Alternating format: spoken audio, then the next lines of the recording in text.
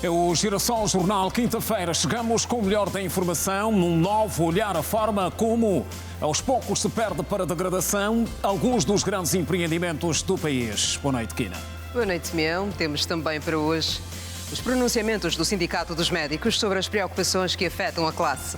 Jornada intensa em Luanda de constatação do nível de conclusão das obras do PIM. As decisões sobre a suspensão da exportação de madeira bruta por um período de 3 anos. Gastos com importação de alimentos em 2022. Números chegaram aos 2,8 mil milhões de dólares. Faculdades privadas e o problema do ingresso de estudantes sem teste de admissão. Como sempre, trazemos também o melhor do desporto com novidades nacionais e internacionais.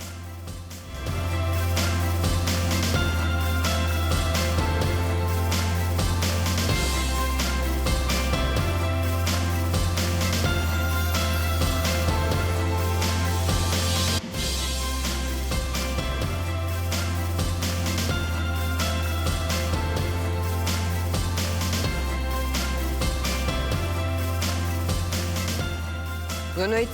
Olá, bem-vindo. Começamos hoje com um novo olhar na forma como aos poucos se perde para a degradação alguns dos grandes projetos ganhos pelo país, com o pecado da falta de manutenção e negligência que arrastam milhões e milhões para a resolução dos mesmos problemas. A nossa equipa chama atenção particular para o atual estado de conservação de cidades como Sekele e Quilamba, 2 grandes projetos habitacionais que Luanda ganhou faz pouco tempo. Além da centralidade do Quilamba, as fissuras e as constantes infiltrações nos edifícios preocupam também os moradores da centralidade do Sekele, que apontam a qualidade das obras como principal causa. Segundo os moradores do Bloco 12, deve haver uma intervenção urgente da administração. A nossa maior preocupação, cá no nosso edifício, é mesmo concernente a algumas fissuras que o prédio apresenta. Pouco tempo de duração. Eu acho que o maior problema constata-se na obra. A obra foi um pouquinho, não muito bem executada, por causa mesmo de algumas situações que nós estamos a ver. Pouco tempo, mas já apresenta muitas fissuras e que nos preocupa bastante. E são frequentes por causa também de alguns moradores que têm executado alguns trabalhos dentro dos próprios apartamentos sem o consentimento da administração. Quando cai chuva no nosso apartamento, a água entra nos quartos e nas paredes fica com fissuras, porque o terraço está com alastramento e a água cai nos quartos e dá fissura nos quartos. Em que vem ver mesmo essa situação, porque não está nada bom. Com apenas 9 anos de existência, as manutenções aqui na centralidade do Sekele não param. Por exemplo, aqui no Bloco 10, que segundo os moradores é o mais crítico, estão a fazer obras de manutenção devido à questão das fissuras e também à infiltração. E segundo a empresa que está a fazer trabalho neste local, alega que a situação é mesmo complicada. Aqui nós fizemos o trabalho de manutenção dos prédios do Sekele. Por quê? Porque está mal construído, tem frustração das águas que entram por cima dos prédios por causa da chuva, a canalização foi mal feita e nós fizemos um trabalho para desentupir as saneamentos fósseis. Fizemos todo o trabalho, os moradores que estão aqui, outros estão a sair, porque os prédios estão a mostrar uma rachadura ou dificuldade para os moradores daqui. E ele está a cavar novamente. É complicado conviver todos os santos dias com esse barulho e eles praticamente não resolvem nada. Prova disso é as rachas que nós temos cá dentro de casa. A minha sala toda rachada, a cozinha aí dentro, você cozinha, todo o teto cai dentro das panelas. És obrigado a deitar a comida porque você não sabe se isso é gesso, se é o quê, se é químico, se é algo que vai fazer mal ao estômago. Você é obrigado a deitar toda a comida. Velem pela nossa situação, porque as nossas casas com menos de 10 anos têm fissuras muito graves. Portas encravadas, janelas a partirem bruscamente pela pressão que o prédio está a descer, circuitos de luz que não estão a funcionar, a situação é grave. E a administração do distrito urbano do Sekele admite os problemas e aponta as soluções. A empresa, logo que fomos comunicados, fez um estudo, como eu já disse, e disto tudo feito, identificamos que deveríamos fechar as partes abertas onde a água era depositada. Quer dizer, e construímos o ponto de rega. Neste período está a funcionar os pontos de rega e está em curso, de certo modo, a reabilitação e a intervenção dos edifícios com fissura. Realmente é um trabalho árduo, são edifícios que foram edificados. Estamos a falar, os moradores entraram aqui em 2013, em 2014, mas os edifícios estão mais tempo que este período que as próprias pessoas aqui vivem.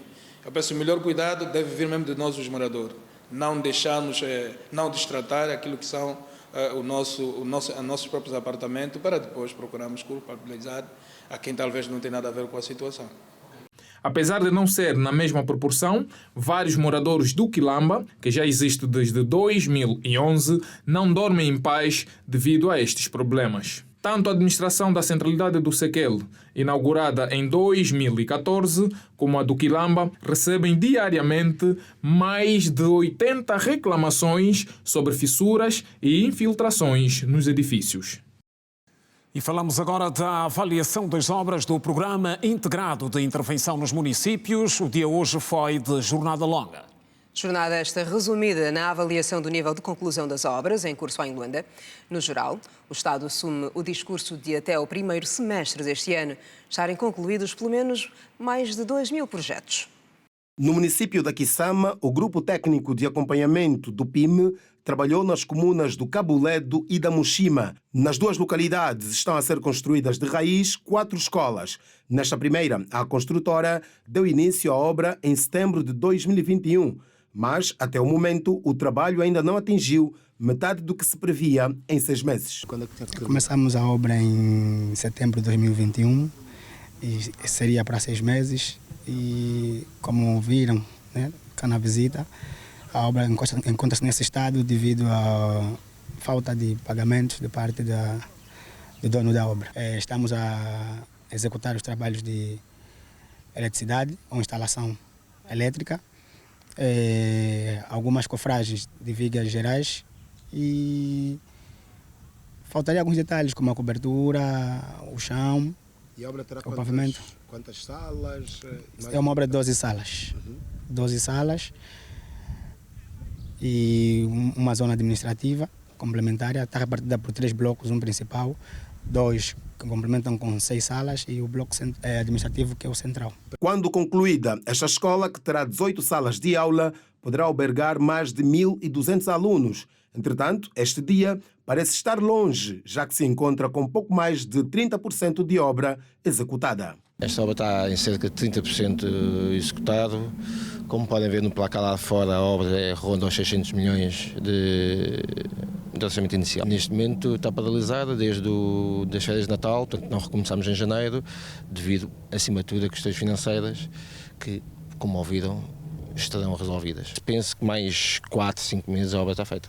Depois de Cabo Ledo, a caravana foi à comuna da Mushima. Lá, nos deparamos com esta obra que está a ser erguida pela Road Plus, a mesma empresa que executa as obras da primeira escola que apresentamos no início da reportagem. Aqui, os trabalhos estão mais avançados, mas a surpresa está no valor da empreitada, já que se tratam de 2 instituições com o mesmo número de salas. Ao normal, até o fim, nos meados de dezembro, que estamos paralisados devido essencialmente a pagamentos, porque todo 2022 não faturamos nada, por aí temos 4 faturas em atraso. A última empreitada tem mais de 80% da obra concluída. Aqui, a construtora promete entregar a infraestrutura dentro de 2 meses, caso o dono da obra acelere o pagamento em falta. Esta obra está a 83% de execução física e temos uma execução financeira à ordem dos 96%. Se tivermos os pagamentos de forma mais célere, claro que em 2 meses poderemos entregar, porque até agora não desmobilizamos o estaleiro. Temos o nosso pessoal aqui e para nós seria bom que entregássemos já a obra. Aqui na Kissama, o grande problema no atraso das obras tem que ver com o pagamento das empreitadas. É que todas as empresas responsáveis pelas obras do PIM neste município, pelo menos aquelas que visitamos, reclamam por atrasos nos pagamentos. Eles garantem que, caso sejam feitos os pagamentos, nos próximos meses deverão entregar as obras que deviam estar terminadas no intervalo de 1 ano, entre 2020 e 2021. Aos empreiteiros ficou a promessa de serem feitos os pagamentos o quanto antes para que as obras sejam concluídas. Já interagimos com os nossos colegas das finanças. Vamos ver se conseguimos desenvolver uma vez mais a próxima semana. Acabamos recentemente de fornecer a eles um mapa correspondente a todos os pendentes que temos de faturação. Isso num valor aproximado de 375 milhões de kwanzas. Esperamos que os nossos colegas das finanças, juntamente conosco, conseguimos alcançar o objetivo, que é o pagamento dessas faturas. O secretário de Estado do Turismo, que liderou a jornada de campo na Kisama, lembrou que o PIM-1 deve ser concluído este ano. Há também, para além das questões financeiras, há algumas questões de ordem técnica que precisam de uma concertação com o Gabinete de Estudos de Planeamento e Estatística daqui da Administração Municipal.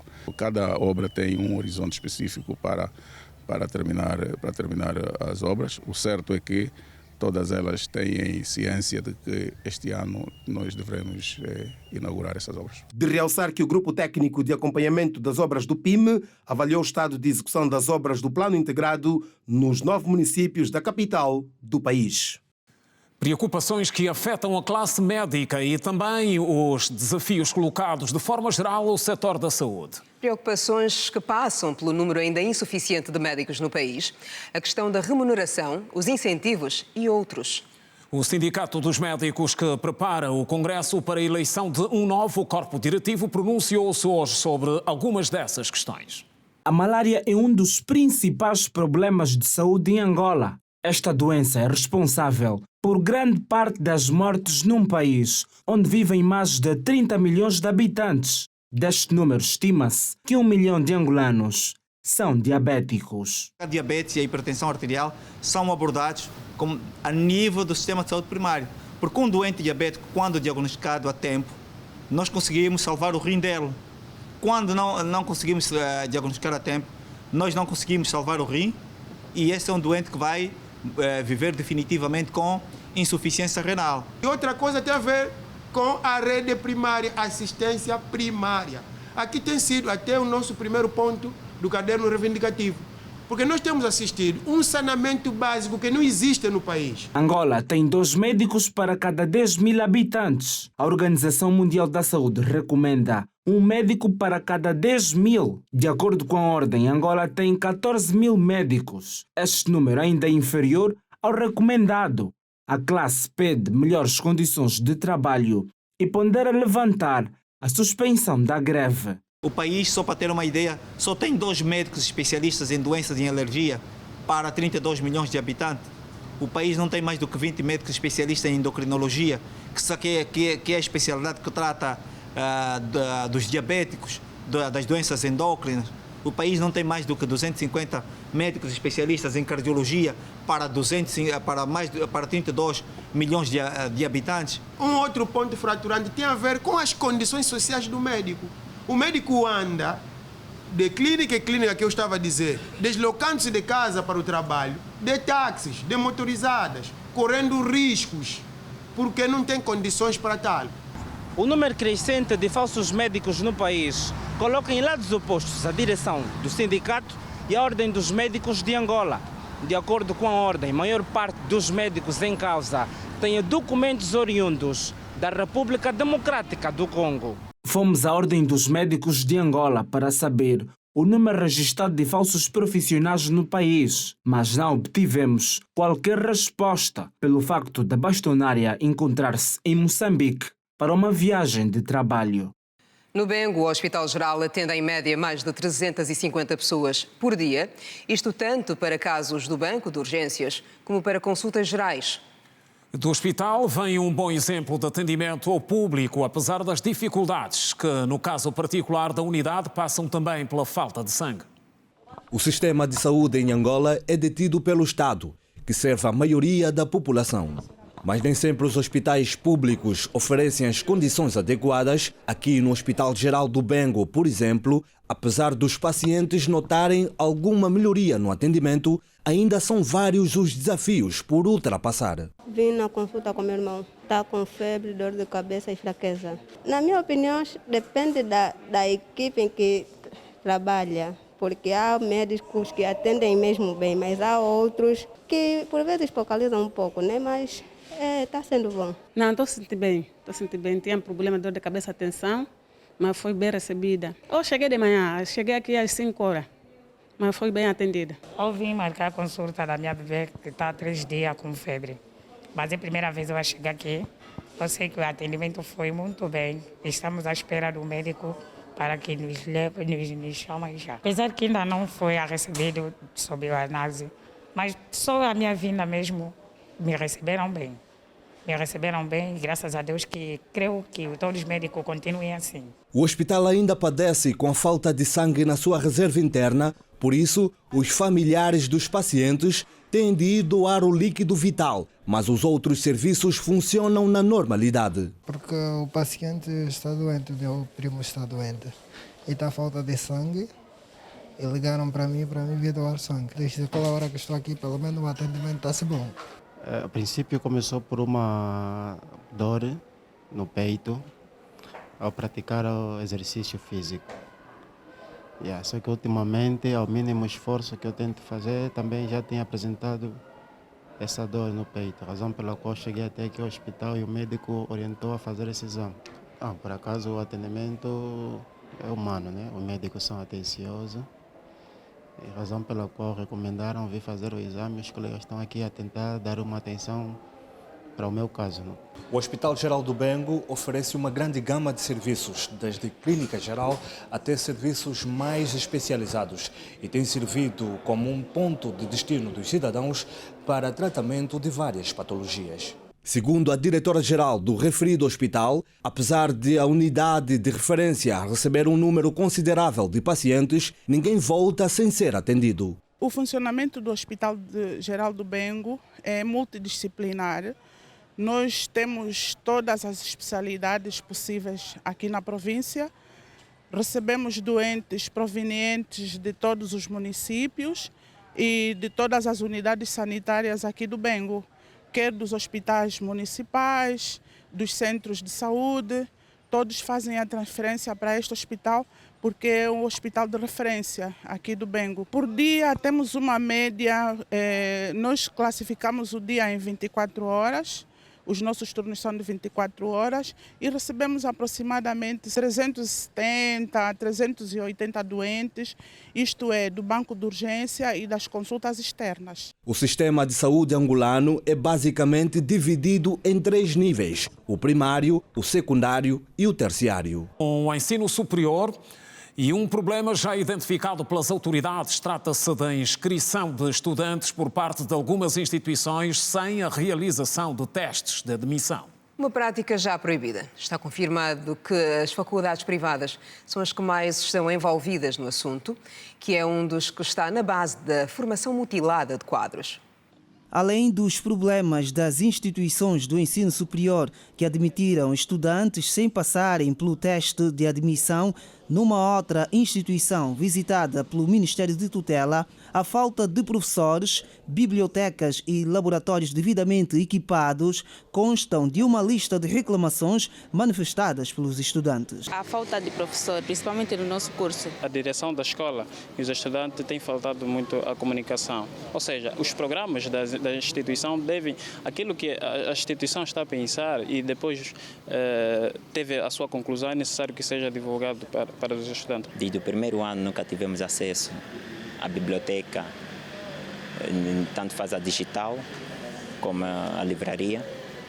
E para nós, os estudantes, em geral, deste instituto, para obter conhecimento, nós temos que entrar em contato com os telefones, saúde de dados, ou procurarmos um cyber próximo de nós, onde nós possamos investigar as nossas tarefas, nossas matérias, os conteúdos que o professor nos passa, de forma a vermos se os conteúdos mesmo são verdadeiros. O secretário de Estado do Ensino Superior deixa algumas orientações para serem seguidas por estas instituições.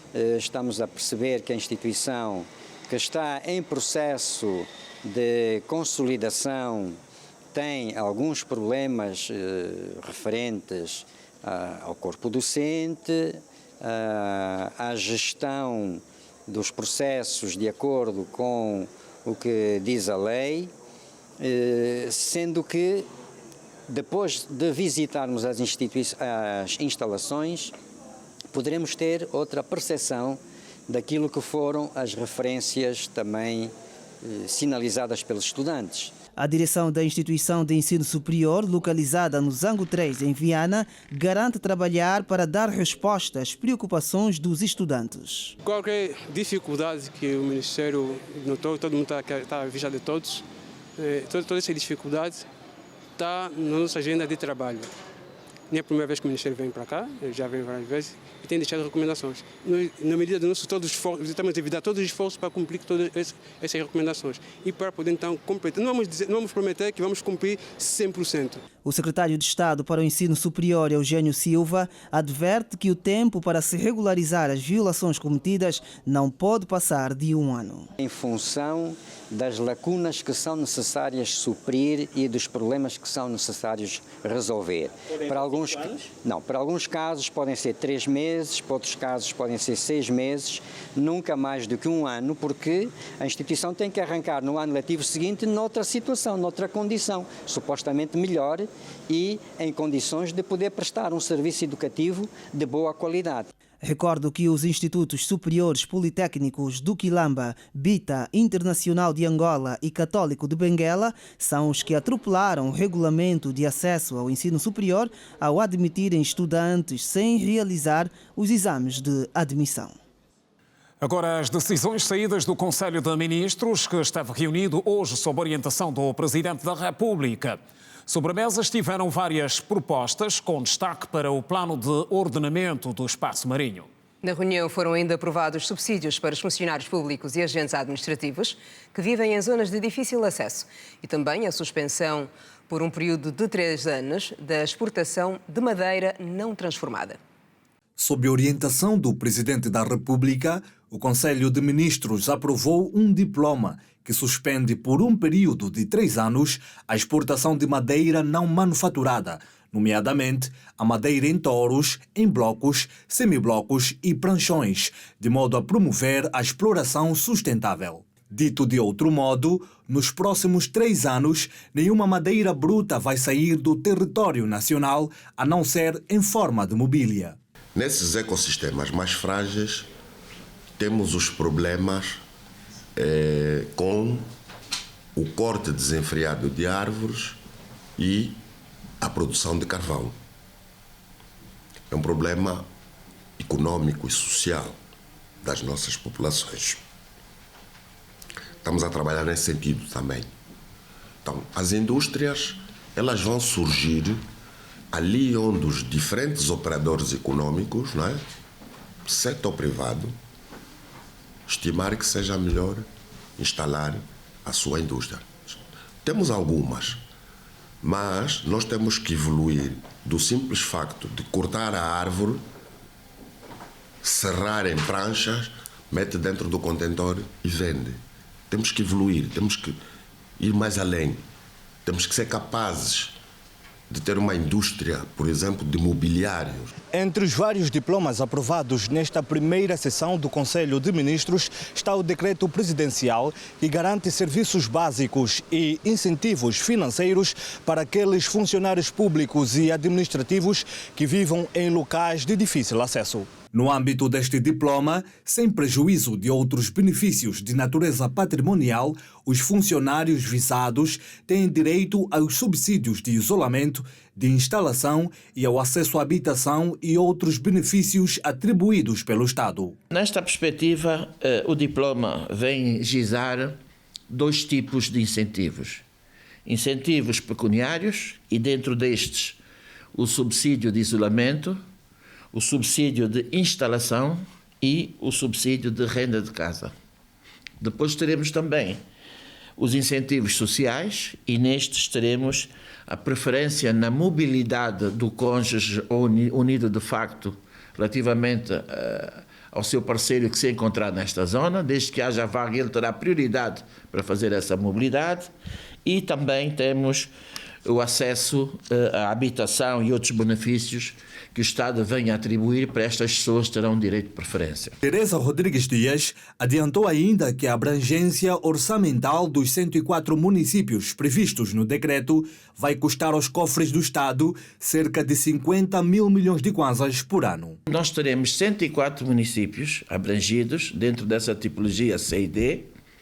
Efetivamente, depois de um plano prático, iremos anunciar de forma mais expressa quais são os municípios, porém, terá um impacto orçamental à volta de 10 mil milhões e meio mês e anual de 51 mil milhões e 500 milhões de kwanzas ano.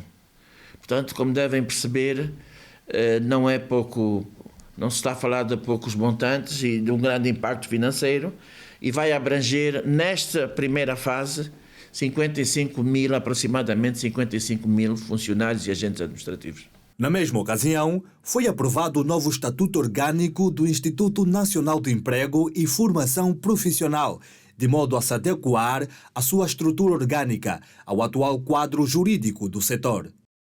E no Palácio, o dia hoje foi também de audiência, com foco no reforço da cooperação. O Presidente da República recebeu o Ministro da Indústria e Comércio do Quênia.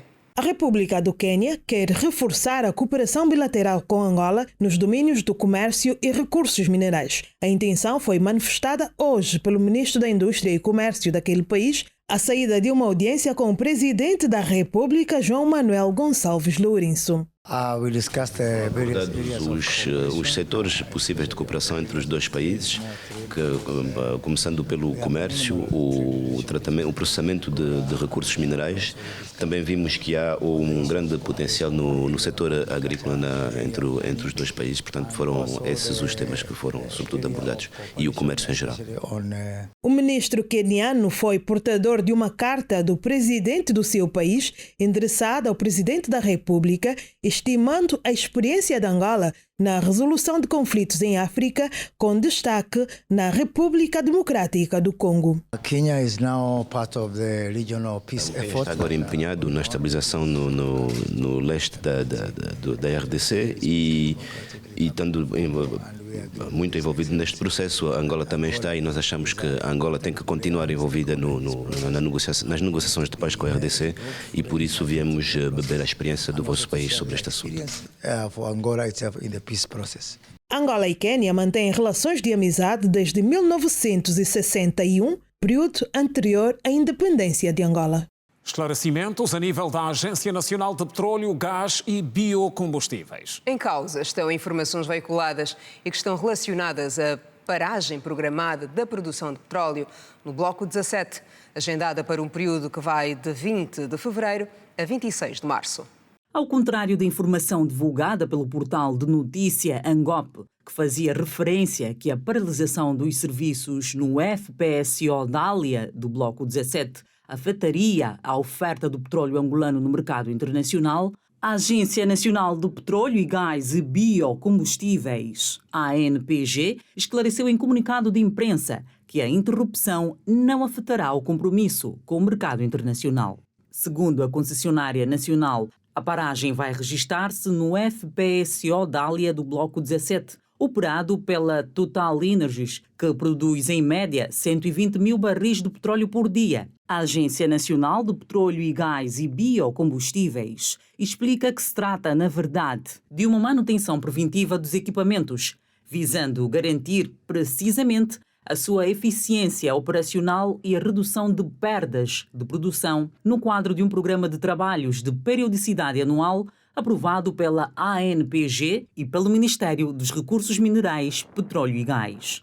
A empresa sublinha que a filosofia de operações das instalações petrolíferas contempla a realização de trabalhos para manutenção preventiva dos equipamentos essenciais ou críticos, com paragem completa ou parcial das instalações a cada 4, 5 ou 6 anos, por um período que varia de 20 a 45 dias. O comunicado sublinha que a manutenção inclui uma série de intervenções, como a substituição de peças, equipamentos para motores, turbinas, equipamentos elétricos, instrumentos de controlo, limpeza, pintura e outros. No caso concreto do FPSO Dália, a operação vai envolver mais de 500 técnicos especializados, entre colaboradores da Total Energies e prestadores de serviço, observando-se os elevados padrões de segurança, higiene e ambiente em vigor na indústria de petróleo e gás. A paragem acontece de 20 de fevereiro a 26 de março deste ano. O Programa Alimentar Mundial suspende ajuda a mais de 1 milhão de pessoas em Moçambique. Acompanhe a seguir com Emília Pascoal o desenvolvimento destes e outros assuntos que dominam a atualidade internacional. Boa noite, Emília. Boa noite, Kine Simeão. Boa noite a todos. O Programa Alimentar Mundial bloqueou a ajuda de emergência humanitária às pessoas lesadas pela violência armada no norte de Moçambique. A organização precisa de 93 milhões de euros para continuar a apoiar a população nos próximos 6 meses. O PAM declarou que, apesar de todos os esforços para mobilizar recursos, novos fundos não foram recebidos a tempo. Acompanhe os outros destaques internacionais. Começou na terça-feira o julgamento do ex-vice-presidente do Senado da Nigéria, Ike Ekweremadu, e a sua esposa. Os réus estão a ser acusados de tentarem extrair o rim de um cidadão de 21 anos para colocarem na sua filha. Depois de terem sido feitos testes preliminares a um jovem doador que comprovavam a compatibilidade com a menina, os acusados tentaram extrair o órgão ao cidadão, que recusou a proposta e denunciou a família do acusado à polícia. O tribunal suspendeu a sessão depois do advogado da família acusada ter lido o relatório. O julgamento foi adiado para a próxima semana. Mais de 1 milhão de fiéis compareceram a uma missa papal em Kinshasa. Durante a missa, o Papa Francisco apelou à deposição de armas na República Democrática do Congo. Na última visita apostólica, o pontífice de nacionalidade argentina afirmou que a solução é limpar os corações da raiva para que seja possível colocar fim à guerra e à violência. Nossa mensagem contra a violência no leste do país, o Papa Francisco pediu às multinacionais para retirarem as suas mãos gananciosas da RDC e do continente africano. Israel lançou ataques aéreos no centro da faixa de Gaza na madrugada desta quinta-feira, horas depois que impediram um foguete lançado do território palestino. Testemunhas da segurança local informaram que os primeiros ataques atingiram o centro de treinamento das Brigadas Al-Qassam, braço armado do movimento palestino Hamas, no centro da faixa de Gaza. A Frente Popular para a Libertação da Palestina reivindicou o lançamento de foguetes em resposta à agressão contra a faixa de Gaza. 3 pessoas morreram e 20 ficaram feridas após um míssil russo ter destruído um prédio na cidade de Kramatorsk, no leste da Ucrânia, na noite desta quarta-feira. As autoridades locais disseram que 8 prédios ficaram danificados. Em janeiro, 44 pessoas morreram depois de um míssil russo atingir um prédio na cidade oriental de Dnipro. Uma tempestade cobriu de gelo e neve o sul dos Estados Unidos da América, desde o sudeste do Novo México até a Virgínia Ocidental, causou 3 mortos e levou ao cancelamento de 1.900 voos, divulgaram as autoridades norte-americanas. O Serviço Nacional de Meteorologia dos Estados Unidos da América referiu que o núcleo sólido de ar frio com temperaturas muito abaixo do normal continua a interagir com o aumento da umidade, criando uma vasta faixa de gelo. Desde quarta-feira que mais de 185 mil residências e empresas no Texas e outros estados do sul estão sem energia. E antes de seguirmos para o intervalo, passamos pela Arábia Saudita, onde aumenta a força de trabalho feminina e mais. Depois de há 5 anos as mulheres do país terem sido proibidas de conduzir, há novas ordens de que elas voltam a conduzir, mas também comboios, o que é inédito. Este é um fato que resulta de algumas reformas sociais que acontecem na sociedade saudita, uma das que mais impõe restrições às mulheres. As mulheres ganharam o direito de conduzir em 2018 e, apesar disso, há ainda quem duvide das habilidades destas para a condução. Uma das mulheres que foi selecionada em um grupo de mais de 28 mil candidatas afirmou que o primeiro dia de trabalho foi como um sonho. A jovem de 25 anos é responsável por conduzir o trem entre as cidades de Meca e Medina. Ela afirmou que teve algum medo durante a viagem, pois o trem chega a uma velocidade de 300 km por hora. O vice-presidente da empresa ferroviária pública, que emprega as mulheres, disse que as maquinistas são altamente qualificadas e provaram seu valor durante o treinamento.